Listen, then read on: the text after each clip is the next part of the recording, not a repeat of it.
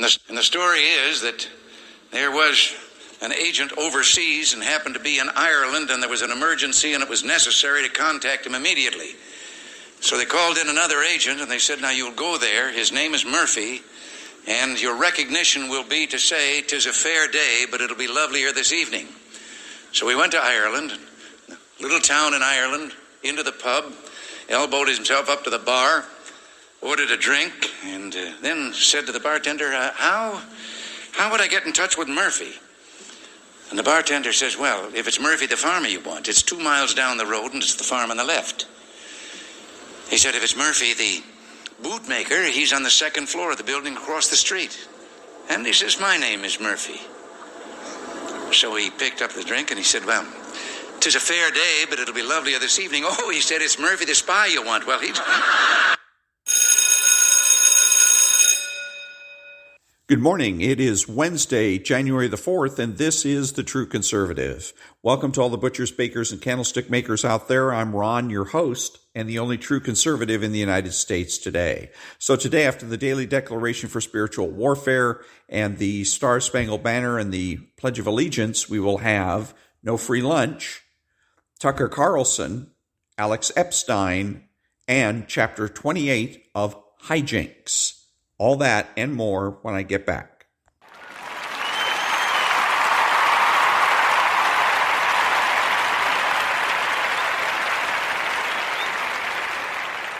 Thank you. And now the Daily Declaration for Spiritual Warfare, Biblical Principles to Defeat the Devil for January the 4th. You have promised, Lord, that the effectual, fervent prayer of a righteous believer is powerful. You take delight in answering me when I call, and you are doing great and mighty things in my life. Amen. And that was the Daily Declaration for Spiritual Warfare for January the 4th. Your heart, face your parents, ready, begin.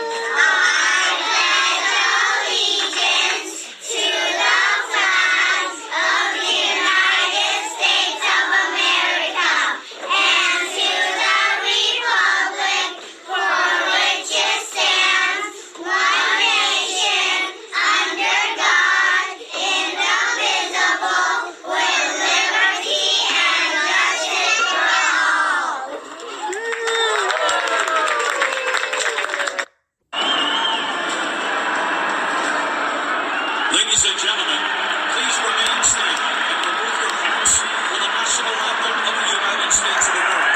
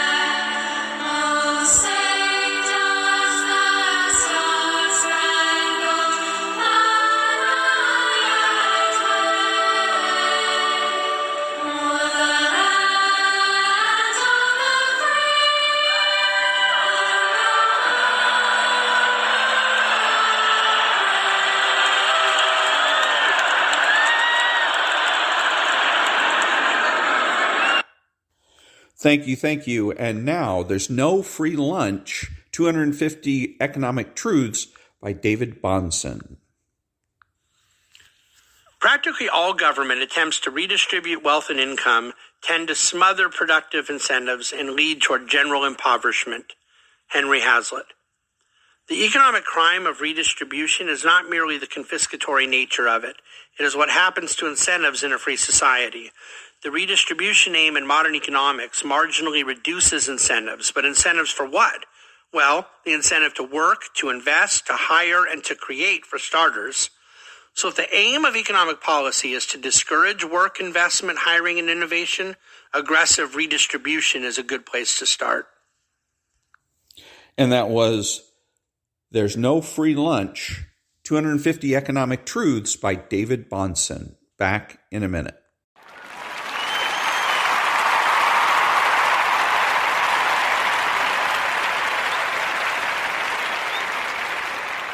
Thank you. And now 2 minutes with Alex-Epstein. The reality is that human beings are far safer from climate than we've ever been. And this seems insane if you look at the news, but it seems obvious if you look in practice. Like, would you rather live in the winter 100 years ago or now? Would you rather live in the summer 100 years ago or now? Would you rather live through a storm 100 years ago or now? And what you get is that, there's our climate conditions. That's one thing. And then there's our ability to master those conditions. And what matters the most is our ability to master it. And we can quantify this. We have climate-related disaster death statistics that tell us how many people are dying of extreme heat, extreme cold, storms, floods, wildfires, etc. And those deaths, this is shocking to people, and it was shocking to me when I learned it, but those deaths are down 98% in the last 100 years, which means the average person around the world is 1/50th as likely to die of a climate-related disaster than they used to be. And then if you think why, it's pretty obvious fossil fuels have a huge role because they power all the machines that neutralize climate danger. So heating and air conditioning might be obvious, but something like irrigation and crop transport for drought relief is just as big. Or the machines that build sturdy buildings that keep us safe from storms, or the machines involved in weather warning systems. Like, we are unnaturally safe from climate. So what we've done is we've mastered an enormous amount of natural climate danger. So insofar as we are adding or changing climate danger, we have those same mastery abilities, and those abilities will continue to grow as we have more freedom, more discovery, etc. So anyone who talks about the threat of climate impact, but they don't mention that we have so far been masters of it and that fossil fuels have made us safer, I call them climate mastery deniers. And that is rampant, unfortunately, among scientists. It's not that they're so wrong about climate science, but that they ignore and deny climate mastery, which would be like, you ignore the fact that with polio, like you just look at polio, but you don't look at the fact that we have a polio vaccine, like that you cannot think of it rationally without paying attention to mastery. And that was Alex Epstein about, of course, energy. And what I really like about Alex Epstein is that he appeals to common sense. And so when you're appealing to somebody's common sense, you are telling them, trust yourself. Okay? You don't have to trust me, in this particular case, Alex Epstein. You don't have to trust me. You don't have to take my word for it. Stop and think about it yourself. Would you rather live 100 years ago in a winter, or would you rather live now in the winter? That kind of thing. That's an appeal to common sense, and it's very, very compelling. Again, because he's not asking you to take his word for anything. He's making a connection. He is saying we've all experienced the same thing, and he lets you again trust yourself. Back in a minute.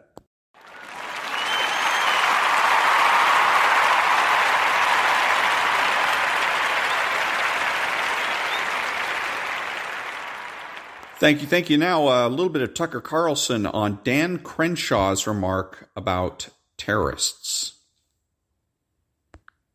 Texas, a surrogate. Yet today, Congressman Dan Crenshaw of Texas, a surrogate for Kevin McCarthy, did. In fact, he did what neocons always do. He labeled anyone who doesn't like a terrorist. Watch. Those of us are saying, look, you pushed us into this corner, so now we're saying we won't vote for anyone but McCarthy. That's why we're saying it, because we cannot let the terrorists win. Well, they're terrorists now. It's hard not to see the connection, because over the past few years, pretty much every part of the war on terror has been turned against the domestic political enemies of the neocons. So now they're just coming out and telling you what they told you about Iraq. Either you're with us or you're against us. You're on the side of light or darkness. You're good or evil. Dan Crenshaw went all the way, as neocons always do. He proceeded to go to CNN to call his political opponents enemies of the state. Looking for a little Soviet-style politics? Watch this. This handful of members is very clearly looking for notoriety over principle. That's what it is. And anyone who suggests differently is in some kind of make-believe fantasy reality. But if you're a narcissist and you believe that your opinion is so much more important than everyone else's, then you'll keep going.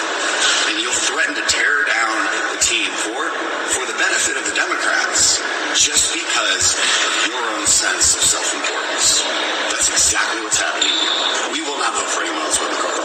If people think they're stubborn, we're more stubborn. If they think they're not going to get the communities they want, well, obviously they won't, but it's going to be so much worse than that.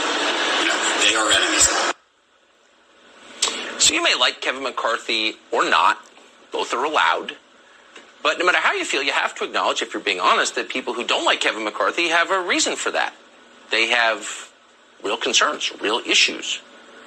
But you'll notice that Dan Crenshaw didn't address any of those, none of them. Instead, he impugned their motives, their character, their intelligence, their moral standing. They're narcissists. In fact, and we're quoting, they are enemies now.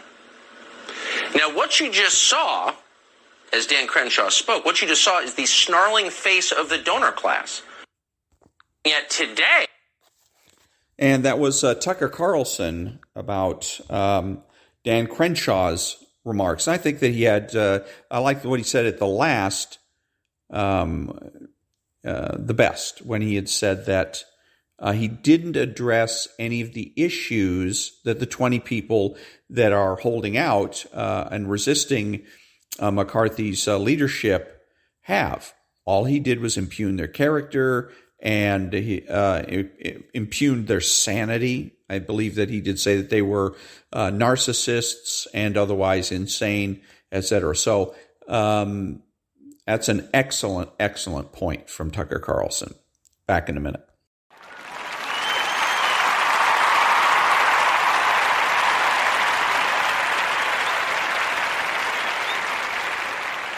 Thank you. And now, a little bit more Tucker Carlson.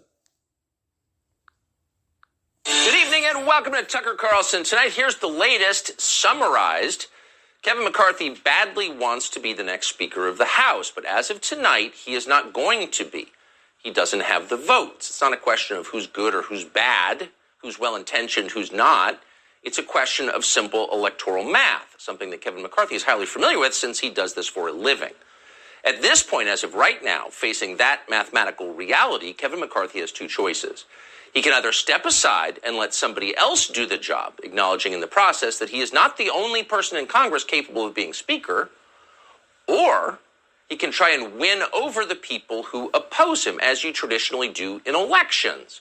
Or you've got reservations about Kevin McCarthy? You don't want to be ruled by a man who wears a Ukrainian flag lapel pin and lives with Frank Luntz? No problem. We get it. Let us tell you how he's better than you think he is. Let us try and change your mind. Let us try to convince you. In a normal race, that's what you would do. But that is not what Kevin McCarthy's team is doing. Instead, like the left, they purport to oppose. They are using threats and fear to force people to support the candidate. Anyone who opposes Kevin McCarthy, one of his surrogates explained today, is, quote, an enemy, a, quote, terrorist. That's their message. In a moment, we'll tell you how that message is working. But first tonight, in the summer of 2016, the government transparency organization WikiLeaks released thousands of emails from the servers of the Democratic National Committee. Those documents showed conclusively that Hillary Clinton partisans had worked to rig the Democratic primary against her rival, Bernie Sanders. It was obvious from the start that that email dump had come from an internal source, probably from a DNC staffer who was offended by the corruption of the Clinton team. But of course, the Democratic Party couldn't admit that. Too embarrassing, too revealing. So instead, in order to cover this wrongdoing, the Clinton campaign claimed that Russia did it. The Russians hacked the servers. Remember that?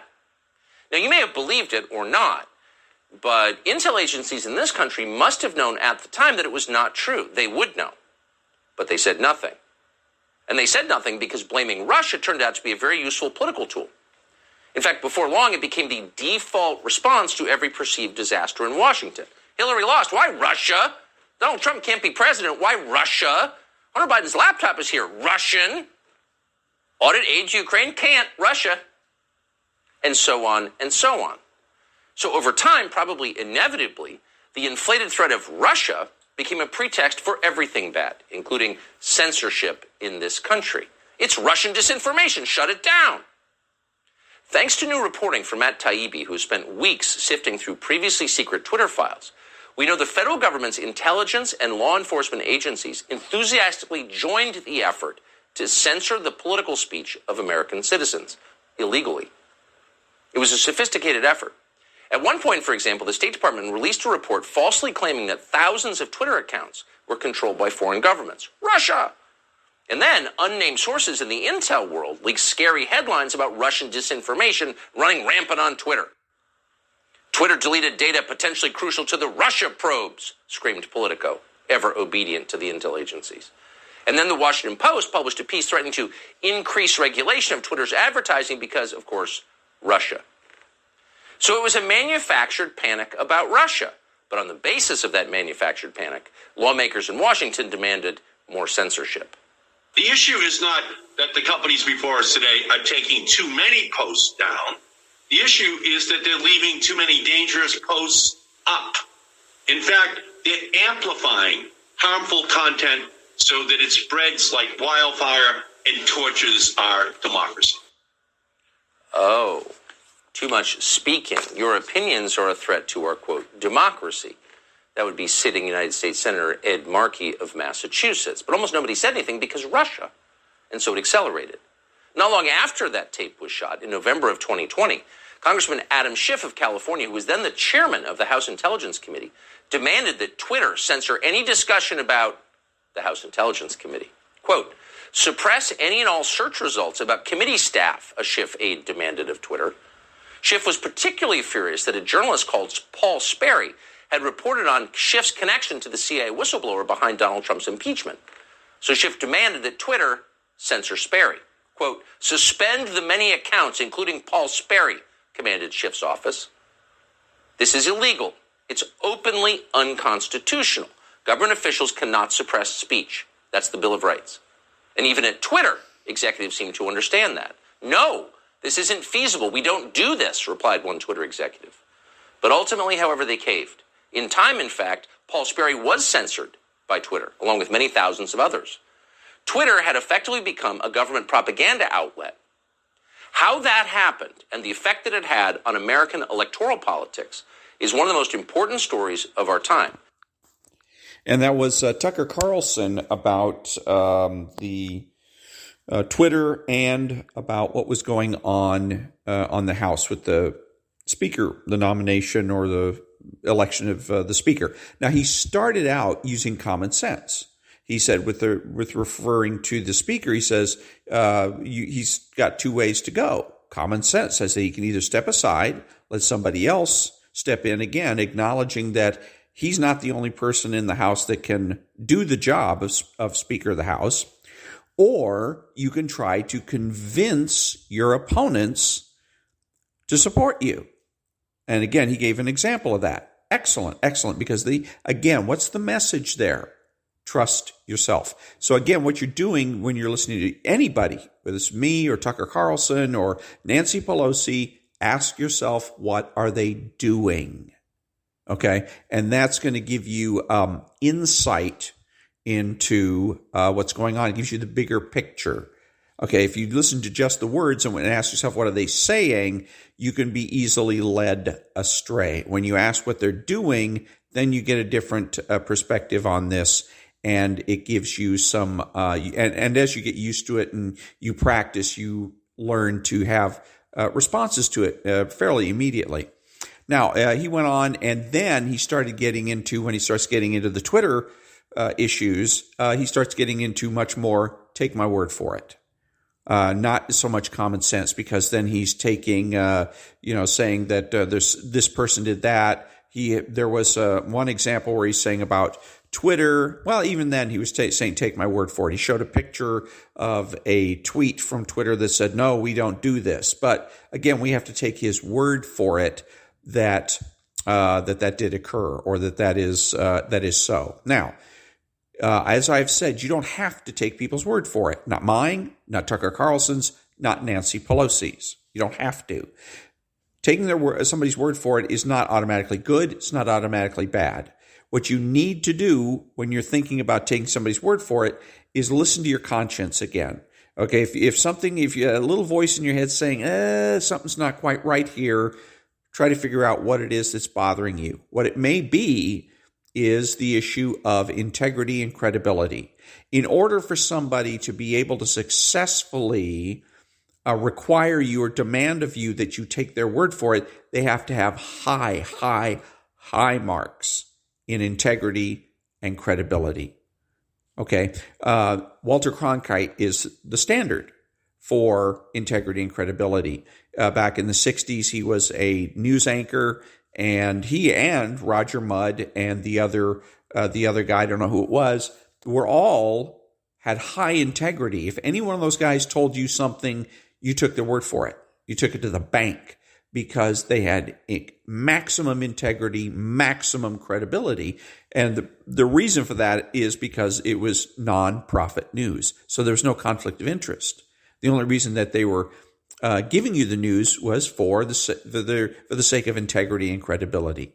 They're not going to dare to say something or do something or play some kind of a stupid little game, because they know all that's going to do is hurt their integrity and their credibility. And in the end of the day, that's all they really had. So again, with Tucker Carlson, then you got to ask yourself the question, what kind of integrity and credibility does Tucker Carlson have? Do I find that he has a lot of integrity and credibility? Then taking his word for it is a good thing. If you find that he has less than integrity and credibility, then you're probably not going to want to take his word for it. But again, always check your conscience. Your conscience is going to give you the general direction that you're going to want to go. It's going to tell you whether, I don't know, something doesn't seem right here. And listen to your conscience. Don't blow it off. Don't say, what do I know? I'm not a talk show host. I'm not on cable news. I don't make millions of dollars every year being on television every day. Don't do that to yourself. If your conscience says something is wrong, something is wrong. Your job is to figure out what it is. Back in a minute.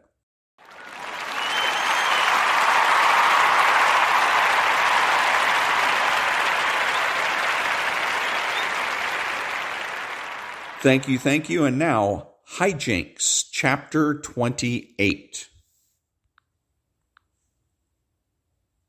Chapter 28. Neither Blackford nor Anthony Trust was present during the wrangling between CIA and MI5, though Rufus reported on it when he got back, acknowledging in his fatalistic way his frustration. Privately, Rufus had told Blackford that the director had agreed that no one at all should be told of Bulgin's conversation until Blackford heard again from him, or in the unlikely event he did not until a few hours before the scheduled visit by Malyenkov. Attention once again focused on apartment 516, its secrets, and its nefarious occupant. But Blackford absolutely had to break away, he explained to Anthony. He had to go to dinner with his mother. He could not, he excused himself to Anthony, put this off. Besides, there isn't anything I can think to do until Rufus brings our friend Sir Jean around. Fleetwood is due back from Stockholm in 5 days. We've got to get into apartment 516 before that, I'd say. But what the hell? He was tired. Anthony Trust attempted to cheer him up. Sprawled out on the couch, he raised his head as if addressing the cracked ceiling and said, "Remember, the Brits have promised to keep round-the-clock surveillance on apartment 516, and if anyone tries to jump ship, they'll arrest him. They've got the warrants. We shouldn't be faulting those guys after the job they did shadowing Fleetwood. Atwood is anxious to move. He doesn't like Rufus's idea of waiting. Too dangerous, he says. Might jeopardize the whole operation." "Well," Blackford said, "round and round we go." He said goodnight and told Trust he would be at James Street early in the morning. But the following morning he did not appear at all at James Street. He did not appear until the late afternoon, shortly before dinner. Carol Oakes had married Sir Alex Sharkey after divorcing, as she had more than once described him, her gifted, wayward, sweet, irresponsible flyboy, Blackford's father, after he had disappeared one too many times. He was always away. In search of an odd airplane design he triumphantly announced he would sell to some country or other in order to make the $1 million he had been certain, absolutely, volubly certain, he would make any day now. It had been so every month during their 18-year marriage.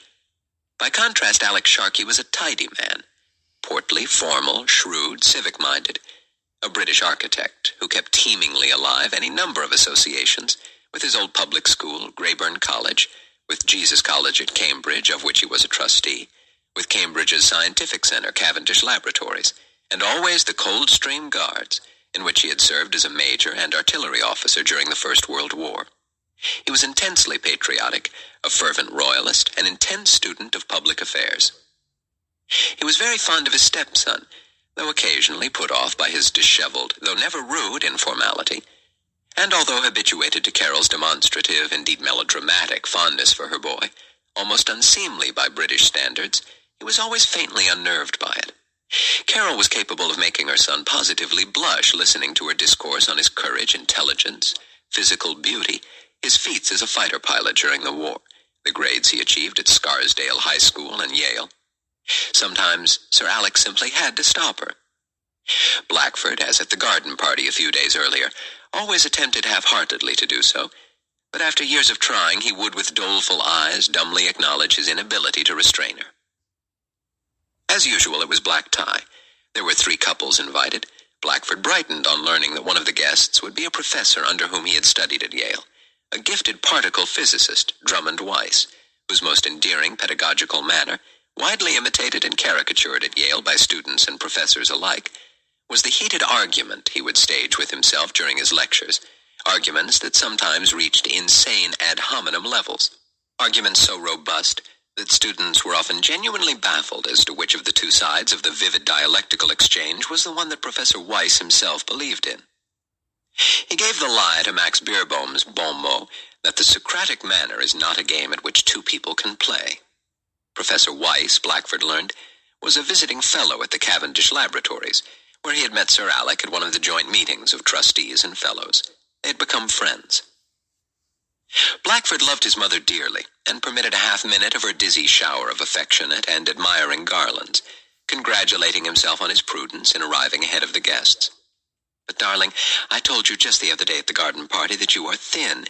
I knew you would get thin, spending so much time in Germany." Blackford asked why she came to that conclusion, given that German food is widely associated with the high incidence of obesity, and she replied with that sweet, vague smile that all that was before the war, but that food in Germany was very scarce, that everything had been rationed since VE Day. "Isn't that right, Alec?" Sir Alex Sharkey had long since abandoned any effort to impose chronological order on the mind of his wife, who last week was overheard in a conversation over the telephone with an old friend, to say that she could not exactly remember when it was that Charles Lindbergh, my Blackie's godfather, you know, Mildred, had crossed the ocean, but she thought it was at least 7 or 8 years ago. Blackford contented himself to pat his mother on the head, hug her again, and tell her not to worry about food in West Germany, that they were eating very well there now, and that the reason he had lost a few pounds was that he had been doing a great deal of traveling. She let it go. Professor Drummond Weiss greeted his former student with great enthusiasm, demanding to know in detail what he had been doing during the 4 years since we studied together. Blackford was well trained in handling such queries, but he was not often questioned by such a searching curiosity as that of Drummond Weiss, who, after listening to the boilerplate about foundation work and reports on antique architecture for an engineering society, sniffed in a low voice that he guessed Blackford was engaged in confidential work of some sort. Never mind, Drummond Weiss would not rat on him. The other guests were also associated with the Cavendish Laboratories, 2 of them fellow trustees. One was a banker who liked to tell jokes about bankers, and exhausted on Blackford what Blackford hoped was most of his repertoire. His wife smiled wanly through it all, refilled her glass of sherry, and eventually eased herself away to talk to the wife of the third member of the Cambridge community, the loquacious Mrs. Floriat England. Mrs. England was as animated as her husband, a researcher in chemistry looking forward to his retirement the following year, was laconic. It was quite suddenly, when the gentlemen were seated languorously about the table with their brandy, that the thought occurred to Blackford. "Mr. Weiss," he said quietly, as at the other end of the table the banker told the dismayingly familiar story of what Willie Sutton, the bank robber, said to the judge when asked why he robbed banks, which was on the order of asking what had Little Red Riding Hood found on approaching her grandmother. "Call me Drummond." Okay, thanks, Drummond. "Are you familiar with the work of Alastair Fleetwood?" "Haven't personally examined his Zerka over at the observatory, but I am, of course, familiar with the papers published on it. Before you get a Nobel Prize, Blackford, the community of your peers needs to know what it is you're getting it for." On impulse, Blackford said, "Will you be in your office tomorrow?" Drummond Weiss slipped his hand into his pocket and pulled out his calendar. "All day?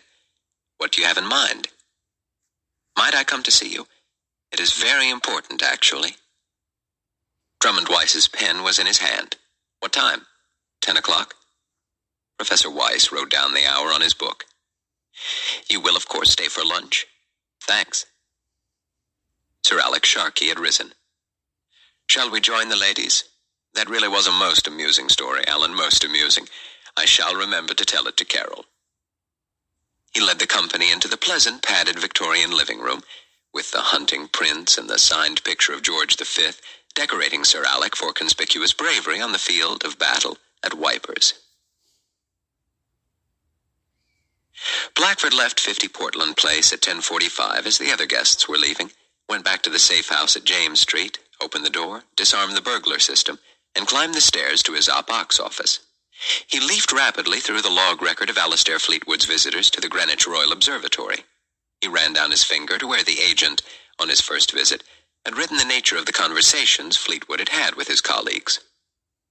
He came to the references to the model, or mini-Zerka, which Fleetwood had said he intended to reassemble in order to probe an insight that was scratching at his consciousness. And then 6 pages later, to the passage in the log that related to the loading of the crate with the mini-Zerka, and the stopover at Robertsbridge, where 2 men had appeared driving off in the large station wagon with the crate, leaving Fleetwood's Ford car, the driver's seat of which Fleetwood had casually slipped into on leaving the cafe. What MI5 had not done was follow the station wagon that drove off with the crate. Their orders had been to stick with Fleetwood.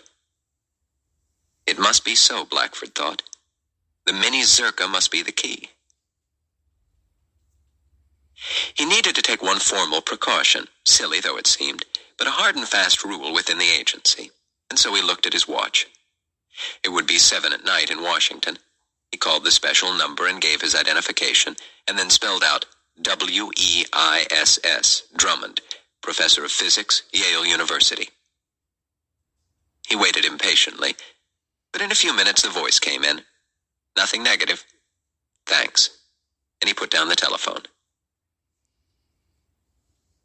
Drummond Weiss sat in his office wearing a sweater and gray flannel pants, his unruly red hair falling over his black-framed glasses.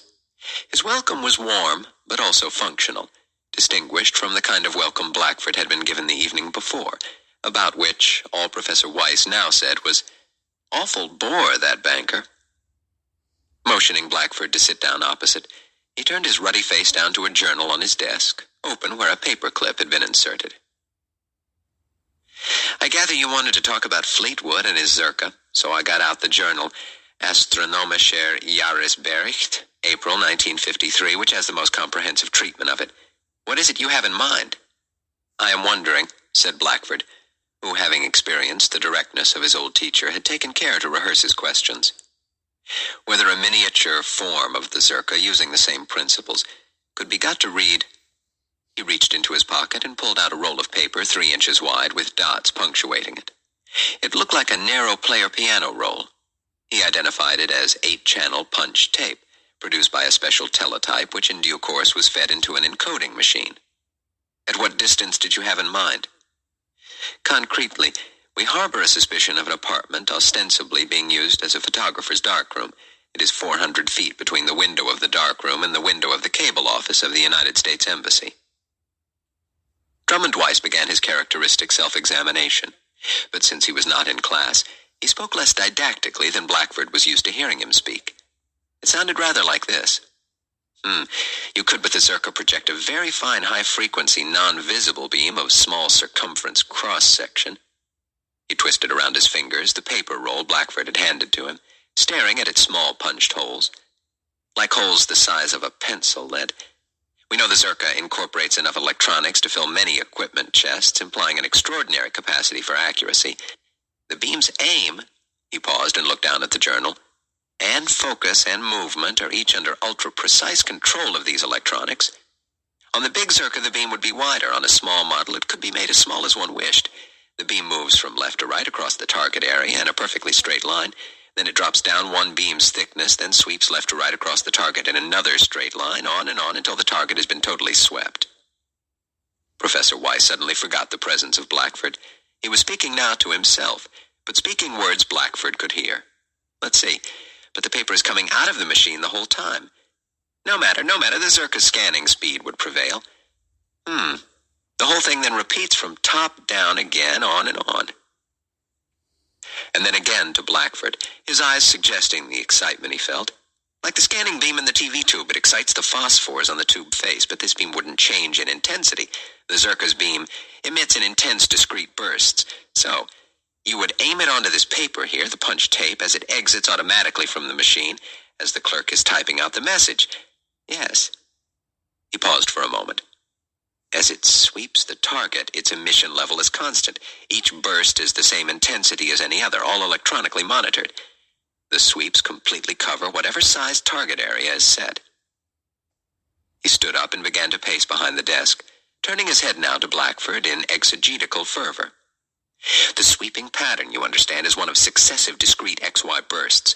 Each space is hit by a Zerka burst. So, for instance, the 5th space over on the 10th line down would be Zerka burst number 510. Each discrete burst becomes an XY coordinate. Now, his voice became low, thoughtful, inquisitive. The electronic brain keeps these each in mind, waiting the return by reflectance. Gauging the difference in energy between what went out and what came back, you adjust for the constant loss, window glass, smog, distance, whatever the beam goes through, both going and coming. So, he sat down again. So each individual burst is thus fired and recovered with the difference adjusted by the constant. He looked up as though to admonish his student. Recorded in sequence is perhaps something of an analog recording of intensity. Those intensity levels could later be converted into digital codes. That would be it. He paused again. Subsequent processing equipment would take the analog tape and crudely say to itself, if the intensity is over such and such a level of decibels, but not below this other level, then it's a 5, and so forth. And the output of this, composited by whatever means, could flow the target area past in time frames. You would need overlays of some kind of additional signal on the recording tape, identifying exactly where you've recorded the results of the last burst of a given total target frame scan, completing a given total target area frame before the next total scan begins. He stopped and was silent. He looked up at Blackford. Yes, he said. Yes, I can see that it would be theoretically possible to do what you say, at a distance of several hundred feet, to discern electronically the configurations of the punch tape that issues out of a teletype. I have to admit, I would be astonished to see it actually work, but not surprised. As I say, theoretically, it is possible, quite possible. Practically, I simply don't know. Drummond Weiss was arguing with himself. Blackford felt as he imagined Newton felt when the apple dropped on his head. Not to break the code, but to read the message before it became coded. And that was Chapter 28 of Jinx by William-F-Buckley-Jr. Back in a minute.